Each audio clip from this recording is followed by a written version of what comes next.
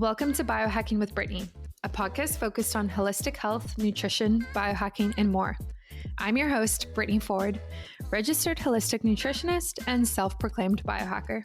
During the last 10 years, I've focused on healing my gut and hormonal issues through lifestyle changes, nutrition, and of course, biohacks. And now I teach others to do the same. I'm so excited you're joining me today, so let's dive right in.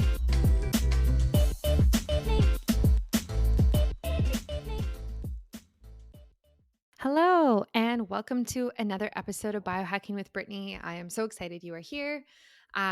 This is a really cool episode, and I probably say that about every episode, but this one is one of my favorites because we're talking about gut health. And if you follow me on social media or anywhere else, you know that I love gut health, and I think it's very fundamental to our longevity and to a lot of other issues that we deal with, health issues. So it's really, really cool to go deep into gut health today with Wade Lightheart, which was such a pleasure to talk to. He is a wealth of knowledge.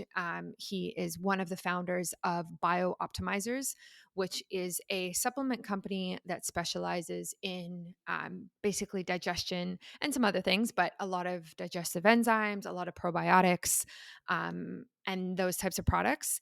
And I've used their products and I use them every day now, and they're fantastic. Honestly, they have made such a difference for my digestion, especially if I eat something that I don't necessarily love or doesn't necessarily agree with me, like lactose or gluten or those types of things. I usually take their digestive enzymes at least once a day, probably 2 or 3 per meal.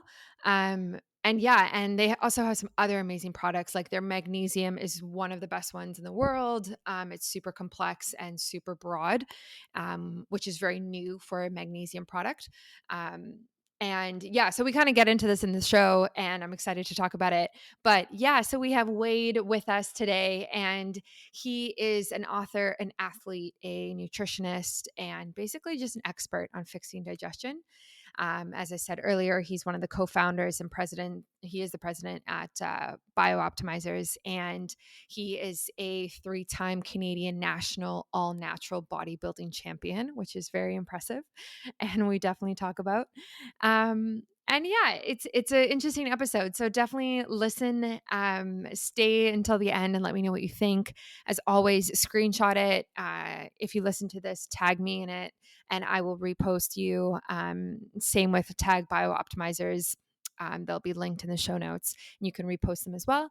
And if you're interested in trying out some digestive enzymes or probiotics or a magnesium and some other things that they have, I have a discount code. It's Biohacking Brittany. Feel free to use it. It gets you a certain percentage off.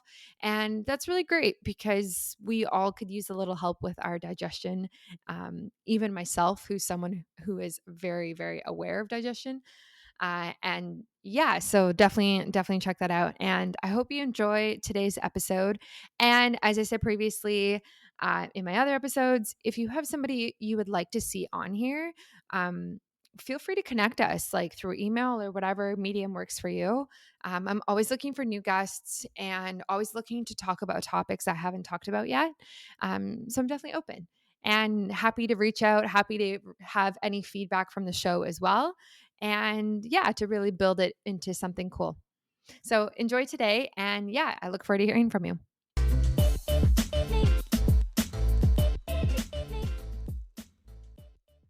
And you're an all natural bodybuilding champion. Like how is that even possible to be all natural and successfully do that and be vegetarian as well? You know, I've always been a contrarian by nature, and that created a whole litany of challenges going through school. And once I escaped out of the gravitas of the educational institutions, I found that much of what I really was passionate about was physiology and learning from my own body and training and things like that, because I got into bodybuilding as a teenager when I was living in a rural area and had nothing else to do. So I trained in my barn. And when I got done my university career, I found I had a lot of information but no unified field. And that was the problem with the specialization within our educational systems, is that there was all these compartments of health, but no real general overall rule. So I started to look at health, and I've kind of refined that process now, but basically, like most people, I was attracted to aesthetics.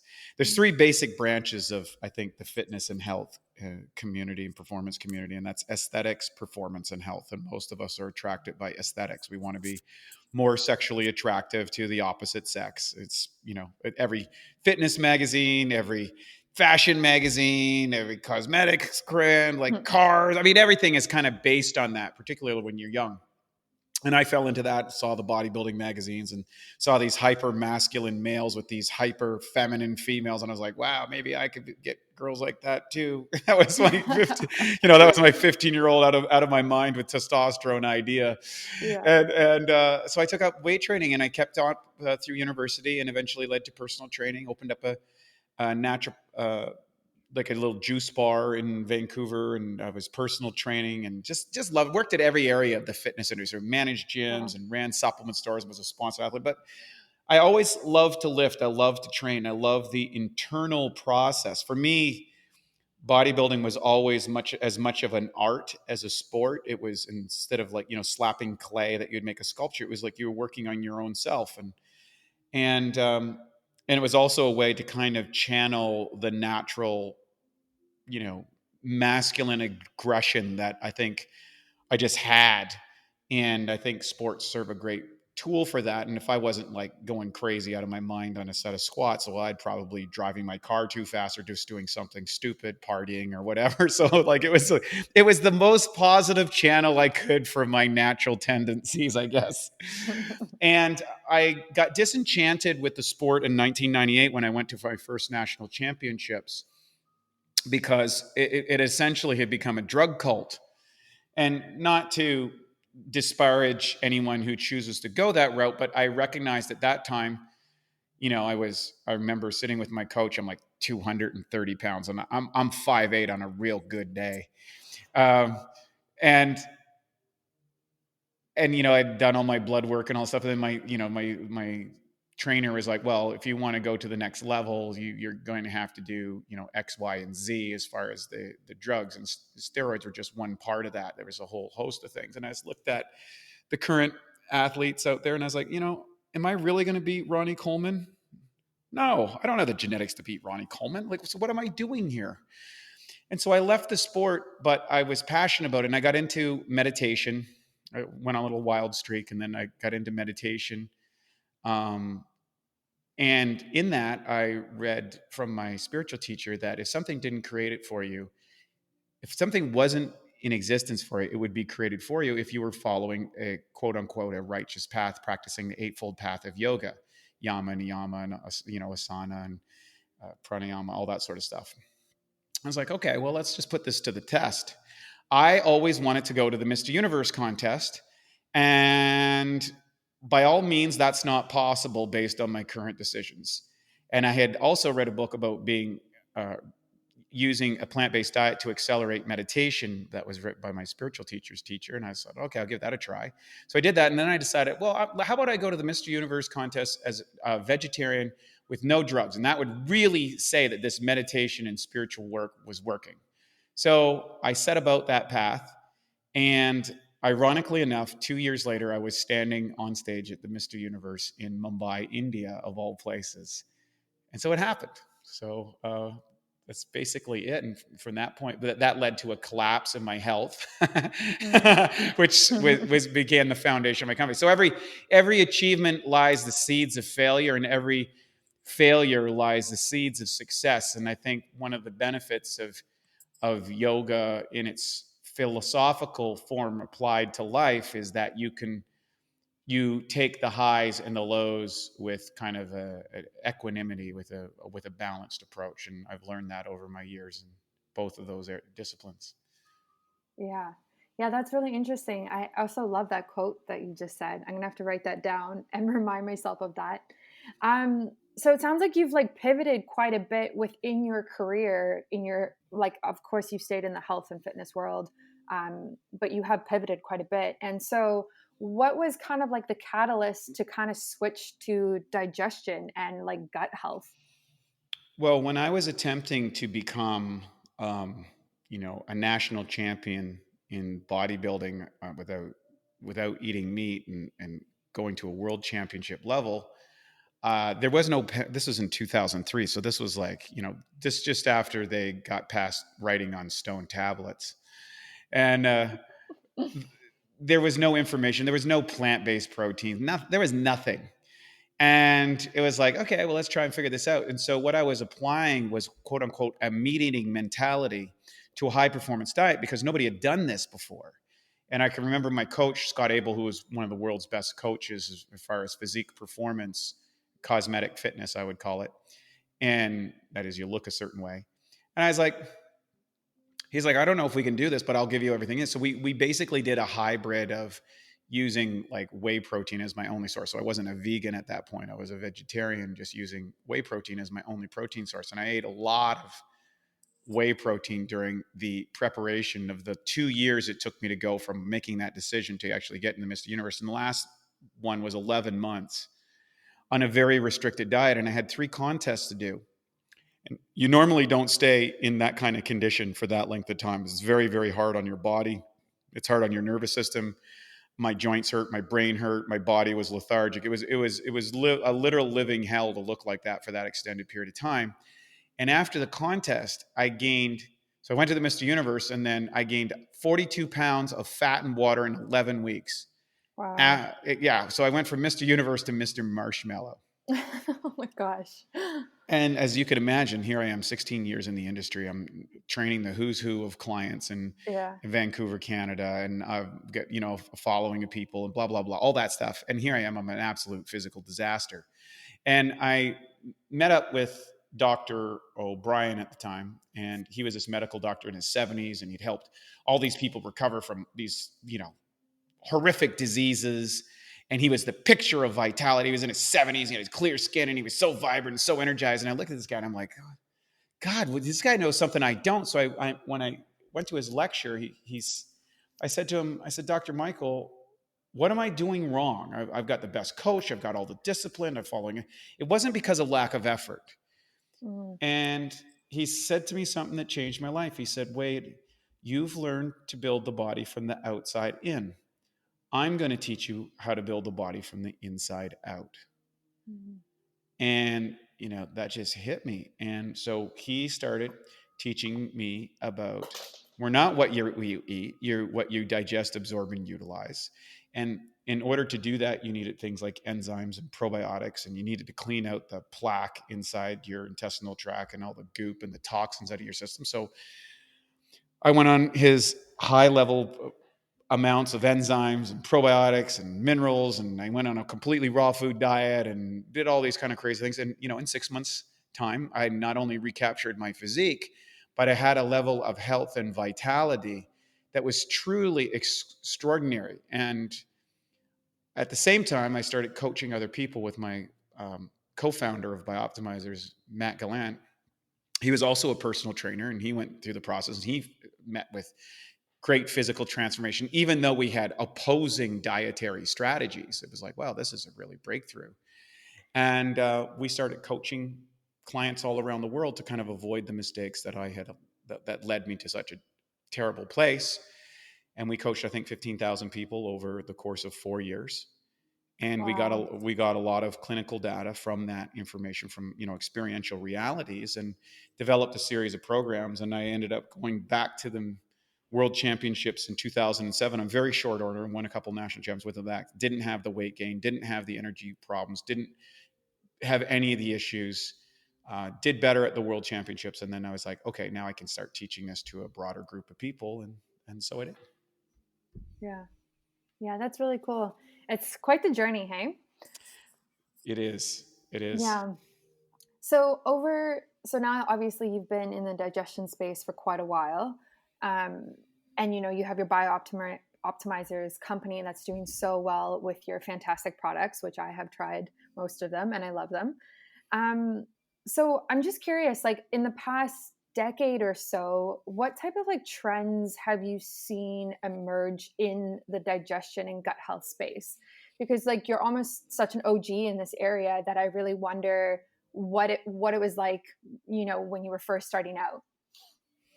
You know, this is a great question, and it's something it's so difficult for a lot of people who are entering into the health, fitness, and performance fields to fully comprehend, even medical practitioners, because the challenges, and I've done an extensive historical, um, I would say, sleuthing, if you will, and I can say this. At the turn of the century in the United States, in 1900, that is, the US Congress was meeting because of the degradation of protein in the wheat content of food. At that time, wheat was approximately 90% protein, if you can believe it. And today it'd be less than 7%. Wow. That was in the 1900s. But in the 1940s, the world changed after World War II because of the unintended, what I call the unintended consequences of technological innovation. You see, the war ended using nuclear bombs instead of nitrogen bombs, and there's a huge stockpile of nitrogen bombs. The baby boomer explosion happened, Mhm. and governments around the world started to scramble because we couldn't, and people were moving to the city, and products were being distributed around the world, which they weren't, and technology and TV and radio and all this stuff was going on. And so what happened is they're like, oh my goodness, there's all these people being born. What are we going to do? How are we going to feed them all? And so they started to put together these large government agricultural boards that started to promote agricultural monoculture farming mandates and subsidizing those foods for farmers. And so farmers stopped rotating their crops. They started making big factory farms. Then they needed to increase the yield. So they came up with an idea of they could use the leftover nitrogen from all the bombs that weren't used anymore because they were irrelevant. They put that on the soil. That started to further destroy the yield of protein, minerals, vitamins, enzymes, probiotics. Uh, Bugs started to attack the plants because a lot of the proteins were the defense mechanisms of the immune system of plants, like it is for people. And they started to develop herbicides and pesticides and fungicides, which interestingly enough interrupt the enzymatic activity of bugs. And that's how it kills them, because you need enzymes from everything from thinking to blinking. And we started ingesting that. And of course, with processing, packaging, and distribution, we started to add dyes and preservatives to food to extend shelf life for profit margins. And all of that led to happening over generations. So you have a rapid diminishment of the nutrients of our food. So, for example, a peach in 1955, you'd need to eat 50 plus peaches today to get the same nutrients. Protein, carbs, and fats are not nutrients. Those are macronutrients, not the micros, all the things that we need, other functions that they kind of brush over in most of our medical and nutritional training. And ultimately, you pass this on generationally with all of these elements that disrupt normal digestion and absorption. You change the food structure, you add a whole bunch of chemicals and additives and other foods. And then you had the commercially produced kind of, powders and products and potions and pills and stuff like that of varying degrees of quality with all sorts of questionable ingredients. And then on top of that, you had 25,000 chemicals. And now you have 12% of the emergency hospital visits on any given day are people who are suffering from gastrointestinal related illnesses. So it's really a question that's happened in 70 years. And we're at a tipping point because what's happening is people who are younger and younger are developing diseases that were particularly or associated with people who were 40, 50, 60, 70, 80 years old are now happening in children and teenagers and young adults. Hormone disruption, eating disorders, Mm. dysfunction, inability to develop neurotransmitters. And so all of the diseases of, I would say, society oftentimes can be traced to our inability to digest, absorb, and utilize our food. And I ran into this trouble by following, quote unquote, a performance-based diet that was contributing to aesthetics, but which allowed me to achieve my cosmetic goal for a period of time, which I think there's a lot of pressure today on people to meet these goals because of social media and the influence Mm. of, all of that and how it affects our psyche and the demands of our own value and identity and sexuality and attractiveness and all those things that, are particularly drivers in the younger population, but also to a varying degree in as older person. And we compromise our health for it. That's even if you have the attention on it. So ultimately, you get to a point in your life where you move past aesthetics and you're just worried about your health. I want to be healthy. I don't want to be sick. I don't want to be dysfunction. And somewhere in between, there's usually some sort of performance parameter. You got 3 jobs and 2 offline businesses and a relationship to maintain and maybe kids or something. And it's like, oh my God, how do I keep all of it? So you're looking at whatever you need to do to kind of keep yourself going in a demanding pace of the world. So all of that to say, this is causing and disrupting an incredible amount of degree of stress, not to mention electromagnetic radiation and blue light in its way of disrupting our natural circadian rhythms. Yeah. Wow. That it's a lot, and I relate to it because I've had gut health issues since I was 16 and had really bad symptoms, and it took so long to even realize it was a gut health digestion issue, because that was 10, 11 years ago. No one really even knew about it, or I didn't really know where to turn or who to talk to about it, because my traditional doctor up here in Canada didn't really believe what I was saying. But anyway, yeah. So in terms of like understanding all of this now and going with this information and realizing the state of the food that we're eating and the state of the stress that we're exposed to. I mean, even now with COVID, it's probably even worse. Like, what are we supposed to do about it? Like, where are we supposed to go from here? It's a beautiful question, and it's so good that you're asking it, because the reality is, I think one of the things that's really important for anyone listening to this is you cannot outsource your health. And outsourcing is such a topic in everything. And how do we outsource? How do we scale? How do we, systematize? All these kind of concepts exist as part of the psychological programming, I think, of a technologically advanced society, which are driven by the information age or the digital age. And the reality is, we have made a fundamental mistake in the associations with the authorities in our life. And that is, most people think that it's the doctor's job to keep you healthy. That's dangerous assumption number 1. Dangerous assumption number 2 is that I can eat a balanced diet and get everything that I need. Okay. And I'll listen to, government sponsored authorities that'll do that. And so what's happened is we've entered into an education information network that has put way too much pressure on medical doctors. First and foremost, they are not trained in nutrition. They're not trained in these areas. They get a few credit hours that are optional in those things, which are the basic stuff, much of which has been influenced by specialty interest groups. And I'm not putting doctors down. I mean, the bottom line is the doctor's job is to keep you alive when you've made poor choices that led you to a condition or circumstance, whether that's genetics, whether that's your environment, whether you were in a car accident, whatever that situation is, they do a good job at keeping you alive in that moment. However, much of the mitigations that they're applying have further damage, further considerations or contraindications to your life moving forward. And so their job is to just give you another treatment, another drug, another chemical to deal with whatever comes up in that moment. They're not experts in lifestyle. They're not experts in dietary procedures or exercise or fitness, because in the last 70 years, we've had to do this thing called exercise and fitness. That used to be historically just living. People at the turn of the century, the average recommendation from the World Health Organization was 20 miles of walking a day. That was the health recommendation. Most people walk 13 to 20 miles a day. You'd be a social media sensation if you were doing that nowadays. I'm the 20-mile a day club. Wow, that guy's crazy, right? That was just everybody just living before. So, and the physical requirements living in a rural area without power, or without cars and vehicles and so the world was very, very different, and our physiological bodies, which have evolved over billions of years, have not adapted to this rapid explosion in technological advancement.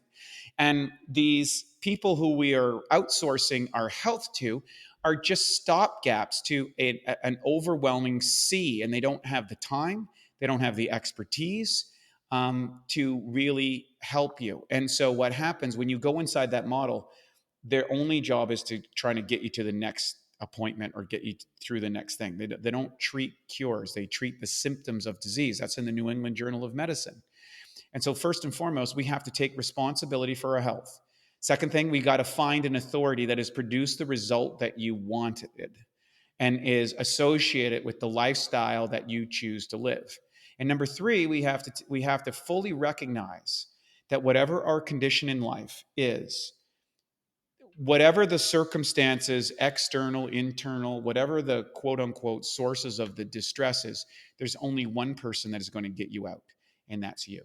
And in order to do that, you are going to have to find someone to help coach you out of it. Otherwise, you could be wandering in the wilderness of what ifs for the rest of your life. Mm. And I think that's very, very critical for people to have. You cannot not invest in your health, because sooner or later it's going to compromise every single area of your life. Yeah. Yeah, you sound like me when I'm talking to my friends and family. Um, I mean, it's one thing to say these types of things to people who've had health issues.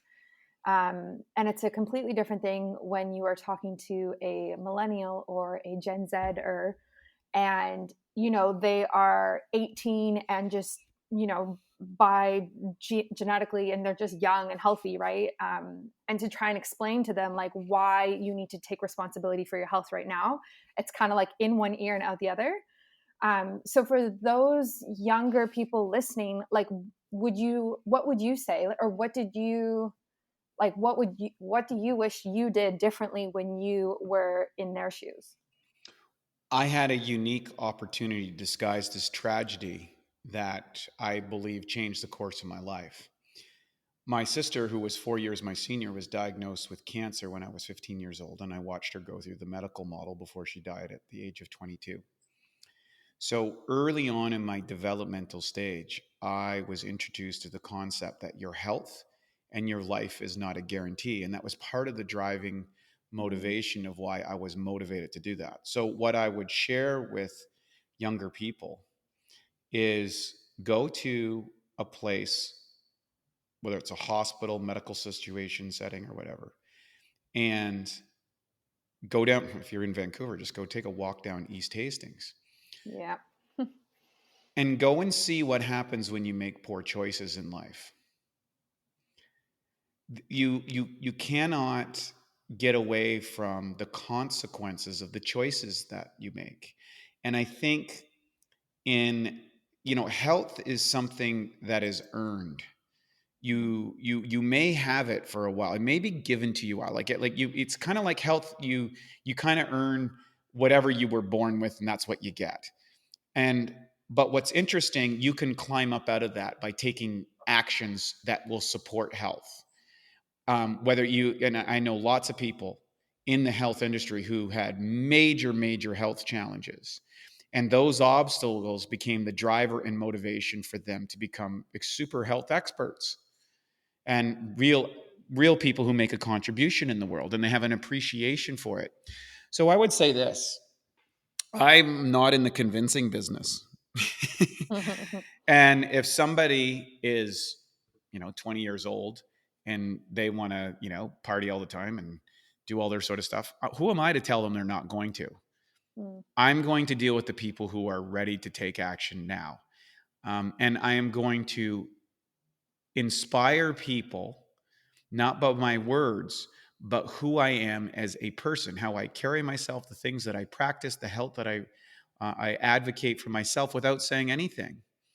And eventually, all of those people who were on the fence will come to you through magnetism, because they are going to hit their day is coming. mhm, And it might be a minor thing, it might be a major thing, or whatever. And for us, It's the best thing that we can do to care about others is to take care of our own house first, because by who we are, we will attract the people that need and are ready to listen and make a change in their life. Yeah, I love that. Yeah, so true.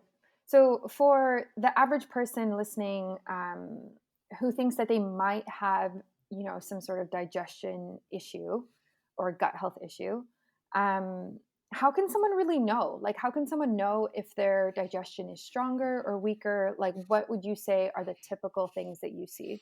Yeah, great question. So, a couple of things that I think they're really, really particular in the cosmetics. Generally, if you have skin conditions, almost always there's a disbalance in your fat absorption, in microbes or your gut biome. The probiotic stuff are oftentimes used to antibiotics, high sugar based diets, chemicalization.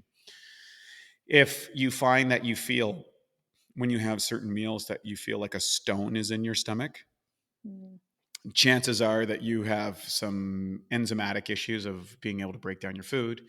If you have things like acid reflux or heartburn, those things are usually associated with low hydrochloric acids.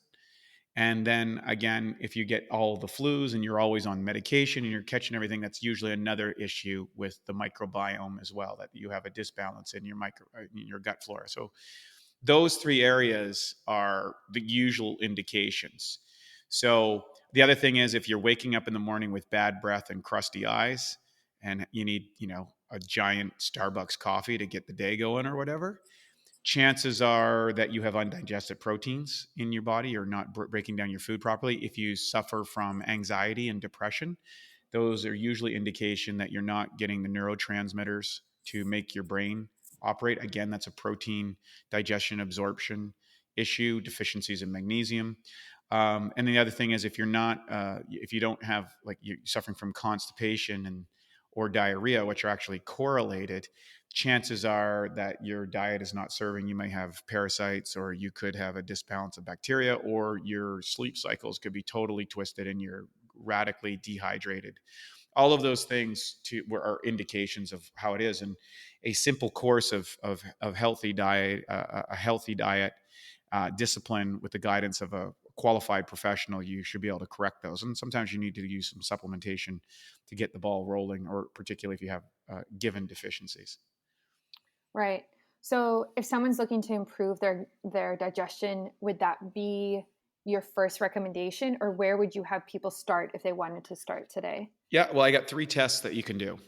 So Mm, if you get the stone in the stomach feeling, what I would suggest to take 2 tablespoons of lemon juice after you eat a meal. And if you feel that that doesn't feel stonish, mm, so to speak, you probably are deficient in enzymes and would benefit from taking a dietary enzyme. And that's pretty common, actually. It's actually more mm. common. A lot of people, what they think is full is actually indigestion. Second thing, if you have heartburn or acid reflux, one of the ways you can tell if you have low or you catch a lot of flus and stuff, you can take hydrochloric acid. So what you would do is you take a quarter teaspoon of baking soda, mix it in 4 to 6 ounces of water, drink it on an empty stomach, and if you burp within 5 minutes, you've got good hydrochloric acid levels. If you don't, you have low hydrochloric acid levels. And then if you're looking at disbalances in microbiome, if you're suffering from yeast infections a lot, or you just don't feel right or have trouble going to the bathroom and stuff like that, then I would suggest doing a Viome test or a gut map. You can get one ordered through your naturopathic doctor if you want, and see what's going on from your bacteria strains inside your gut. And usually that will reveal a disbalance and will direct you towards a high. And again, you always want to go to the highest quality products that you can when you're doing it, because a lot of people say, well, I tried enzymes, it didn't work, or I tried probiotics, and it didn't work. Well, you didn't really try probiotics. You tried a Me Too product that was poorly made, poorly designed, and may not even had any active ingredients in it. And that's one of my big chagrins with the whole supplement industry. Mm-hmm. Yeah. Well, those are great tests, and I am definitely going to try them myself, and I'm sure listeners will as well. I have a specific question actually for you that I've thought about many times. So I'm a nutritionist, and I've taken digestive enzymes on and off for various reasons. I'm currently taking your product right now, and I found it's very helpful. But I wonder, is it possible that if you're taking them with every meal or once a day, that your gut can become reliant on them for digesting food? Great question. So there's a great book called Enzyme Nutrition by Dr. Howell, who's kind of the godfather of the enzyme world. And he also wrote a book, Food Enzymes for Health and Longevity. And keep in mind this, I'll put this in perspective. Mhm. Every species on the planet, except humans, eats their food in a live, fresh, and uncooked situation. And normally, and this is my issue with how we define what food is.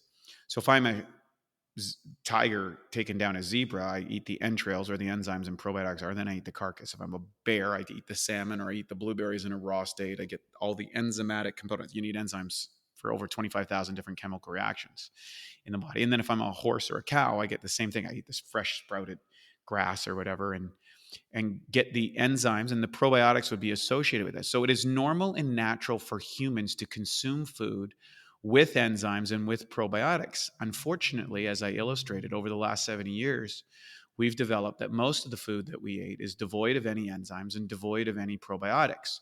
And Dr. Howell's research back in the 40s determined, he took all these different species of animals, and by the third generation of being fed an enzyme deficient diet, the species exerted strange sociological behaviors, not normal to their species. The second thing is they started to develop an accelerated amount of genetic-based diseases. And the third thing is they lost the ability to procreate. And he predicted the same things would happen to humans by 3 generations after World War II. Well, guess what? Here we are. And the population is definitely exerting strange sociological behaviors. Number two, we're not living what would be considered a normal, natural lifestyle to what humans have existed throughout all of history. Number two, we've seen an extraordinary rise in genetic diseases that Mhm. does not make biological sense. So there's other factors influencing these mutations.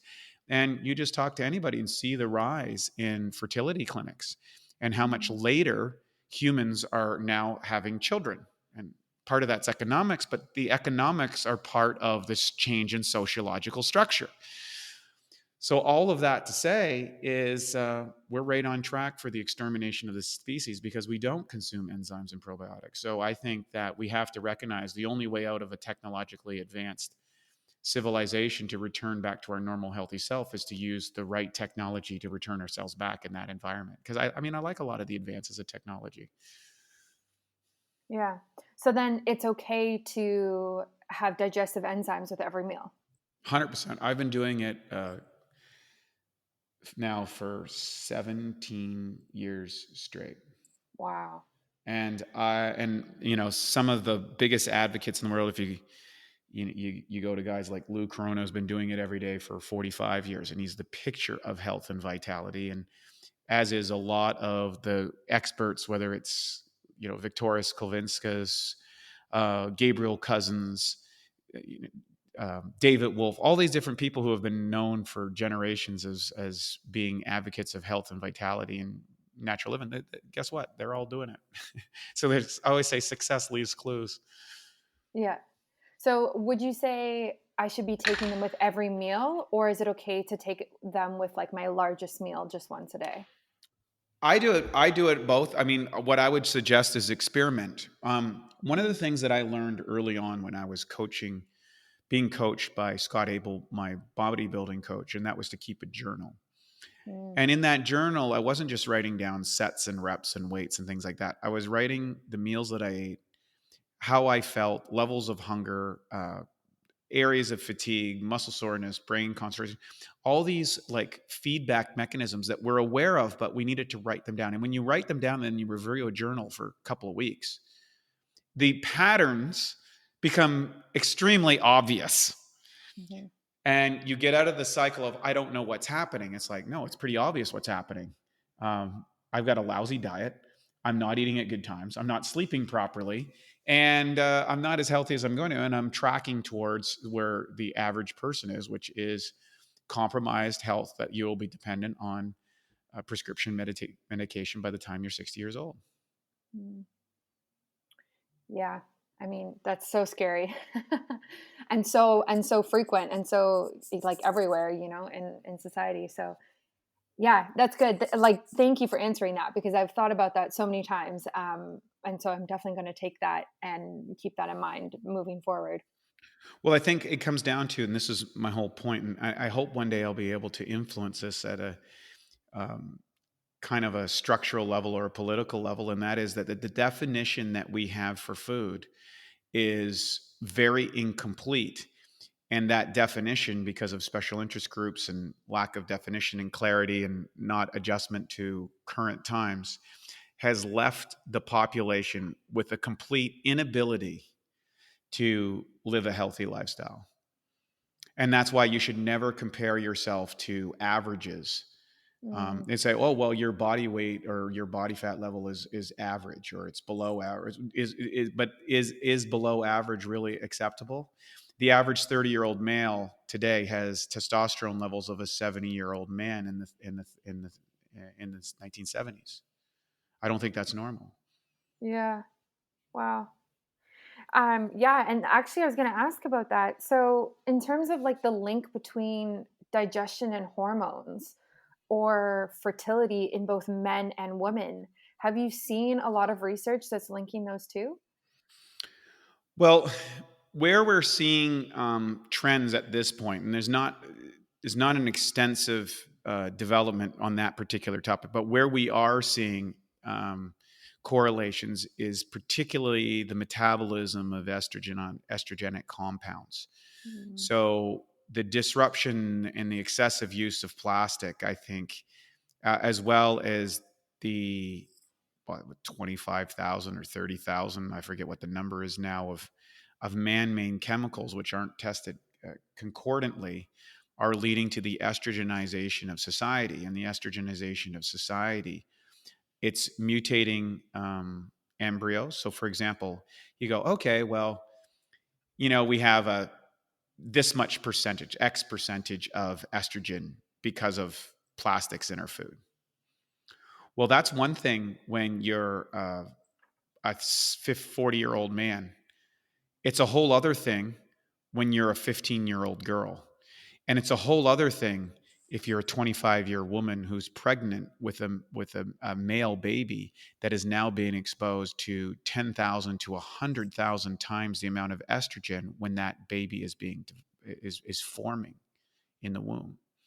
And that sets off a cascade of dysfunction that often will carry forward in the life of that particular child. And we're seeing this across the board. Like when I was a kid, I'll give you an example, right?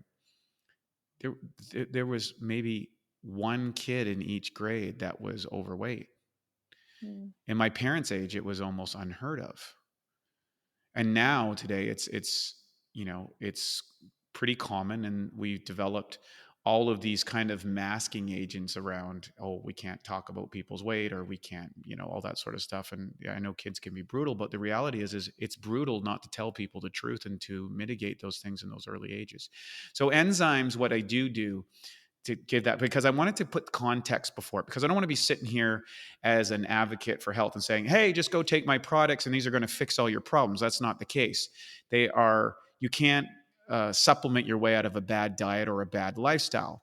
But what we can say is that there is definite effectiveness in using a high quality cultured enzyme product that will enhance liver metabolism, enhance digestion, enhance the removal of toxic waste outside of the body, allowing you to detox from a detox program better, to digest, absorb, and utilize the food that you are eating. And that means you extract more proteins, more vitamins, more minerals, more essential fatty acids out of the food, and you're able to metabolize the chemical agents out of the system much faster than you could if you weren't using these types of products. And so, it's 50% diet.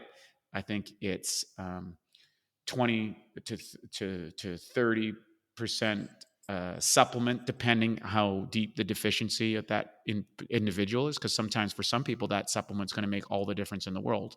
Some people it's not as effective. They need to work a little bit more on the lifestyle side. And then I think the other 20 to 30% is tech, but you've got to go 100% on all of those to kind of get the full potential activated of your own health potential. Yeah. Yeah. Well, and we're seeing a movement towards that, right? Like towards biohacking and towards optimal health. Well, Um, that's why the world yeah. has people like you, Brittany, because Yeah. the bottom line is we have an extremely complex world to live in. It's Mm, and it's changing at the speed of thought because it's driven largely in part by computers who can process a lot of information very quickly, and that's driving algorithms and social media. It's driving the speed of business and transactions and everything else that's going on in life. So in an increasingly complex world, we are developing higher levels of speciality as individuals. So therefore I could be an extraordinarily good computer programmer, or I might be really good at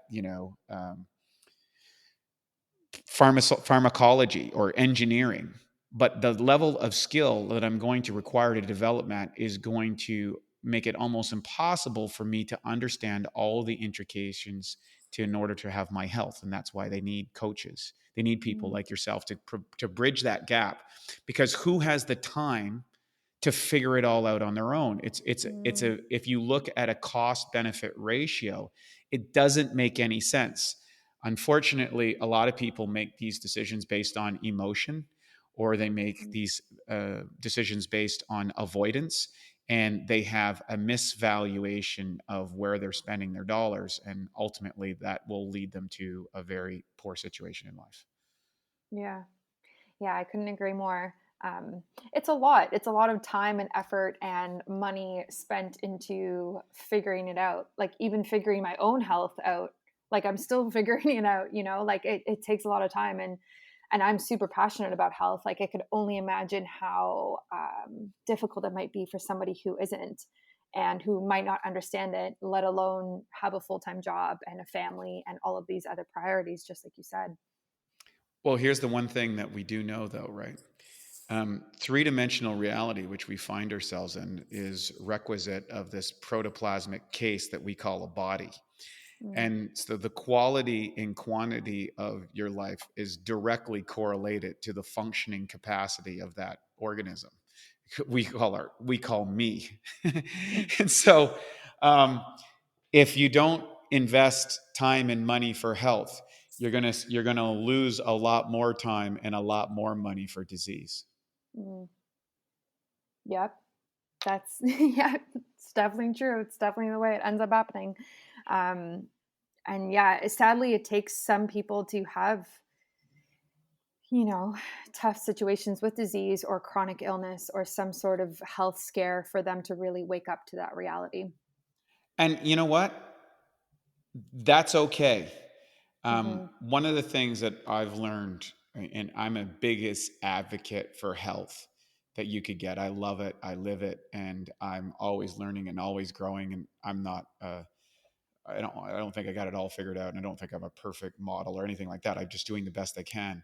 Well, what I can say is that if someone's out there and they're in the midst of a crisis right now, what they may not realize is this could be the greatest opportunity that opens up a life for them that they never dreamed of before. Because as I've traveled around the world and met essentially the who's who of health, right? All the people that you read about or listen to on podcasts and all that sort of stuff, almost all of them had some existential crisis related to their health where they said, I've got to make a change.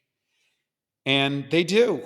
And the ones that don't, we don't hear about because they're languishing away in some horrific self imposed physical hell that they've driven themselves into. And they're the only ones that can get them out. And that's by making different choices. Yeah. And that sounds harsh, Hmm. but I don't want to candy coat things for people because your health is serious. We're all here because of the choices that people made of 10,000 generations before us, and many of those choices were very difficult. And there is, there. there's trade-offs to every choice. There's trade-offs when you spend your money on health products versus, booze and drugs. There's trade-offs when you invest in spending your time in a gym instead of watching the latest Netflix special.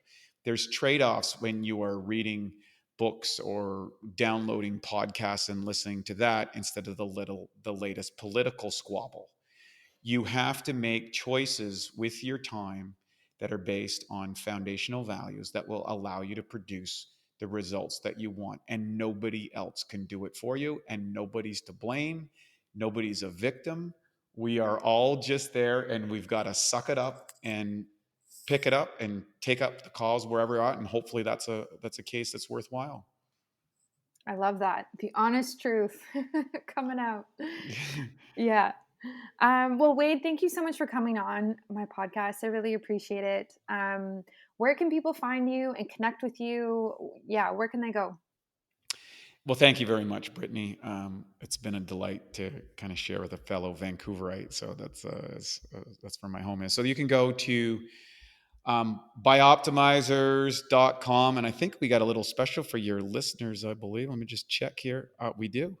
If you go to biohackingbrittany.com, you can put in Biohacking Brittany. I believe you will receive a 10% discount. But what I'm really encouraging people is go over there. We're going to give you a 12-week course called the Awesome Health Course. And it's just the foundational principles that I learned over 30 years in this industry. Check out particularly the videos on enzymes and probiotics. Check out the Awesome Health Philosophy and the Bucket Theory of Nutrition. Those particular 4 videos. You can find me on social media, podcasting at the Awesome Health Podcast Show, and all that, Facebook and Instagram and all those things. That's so important to everybody today. So Awesome. Well, thank you so much. I'm definitely going to check that program out or course out as well for myself. Well, thank you very much. It's been great being here, Brittany, and I want to wish you and your listeners the best of luck and a life of truly health and vitality.